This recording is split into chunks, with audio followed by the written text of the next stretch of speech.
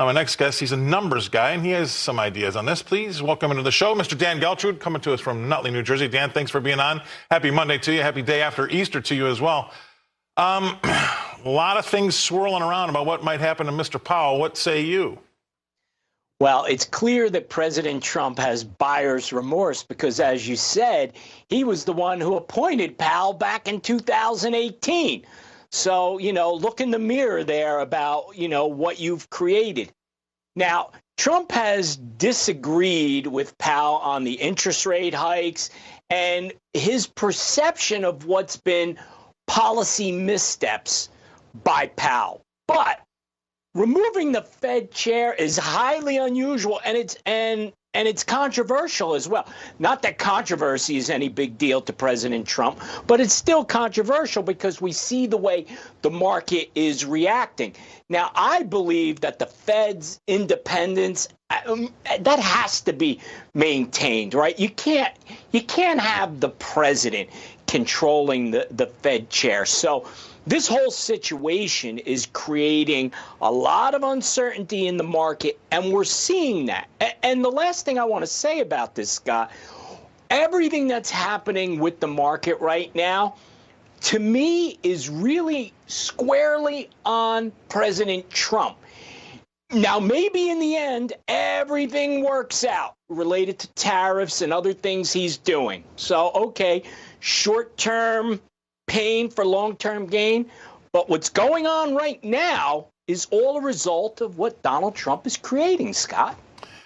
Yeah, he's got to be careful with that, too, because I got a lot to say about it. But the longer this does go on, I think some of those weak, feckless rhinos that I can't stand that right now are on his side, slowly but surely are going to start dropping by the wayside as we get closer and closer to midterms, I think. So you're going to find that he runs a risk of the longer this takes, the bigger chance that he starts to lose some of these guys that are supposed to be there for him. So they need to get things through when they can get things through, right? And so this whole idea about tax hikes for the wealthy from the GOP boggles my small mind. I mean, I can't handle it, number one. Number two is, getting back to Powell, I don't know if you'd agree with this or not, but I don't think he's been a very good Fed chair. I mean, actually, I think he's been a horrible Fed chair.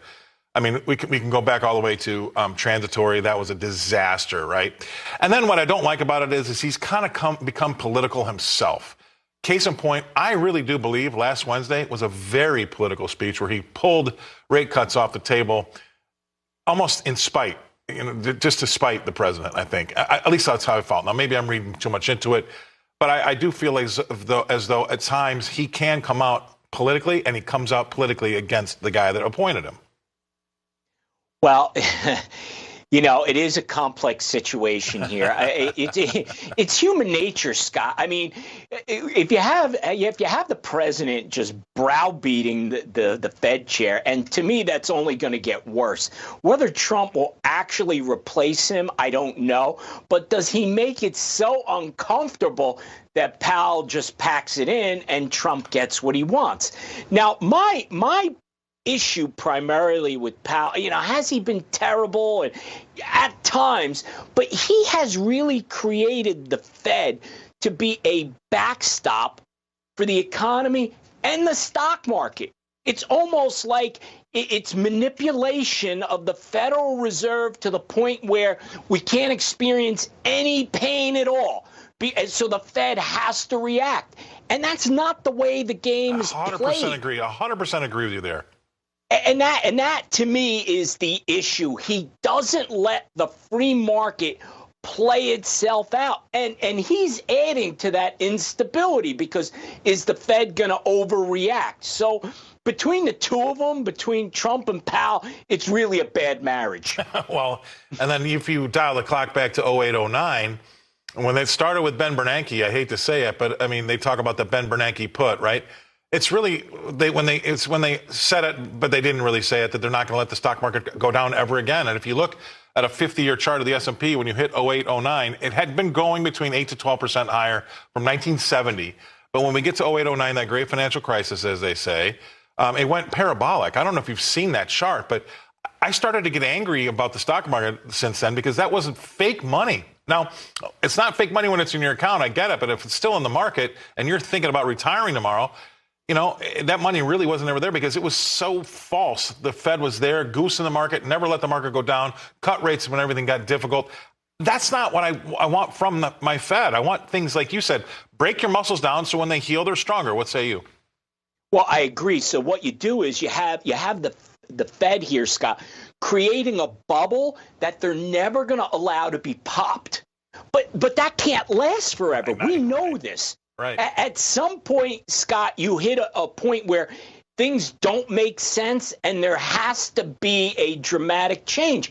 And when that dramatic change hits, it's going to be to the downside and it's going to be longer lasting than if you let it play out, as you just said right now, and let those ups and downs occur naturally.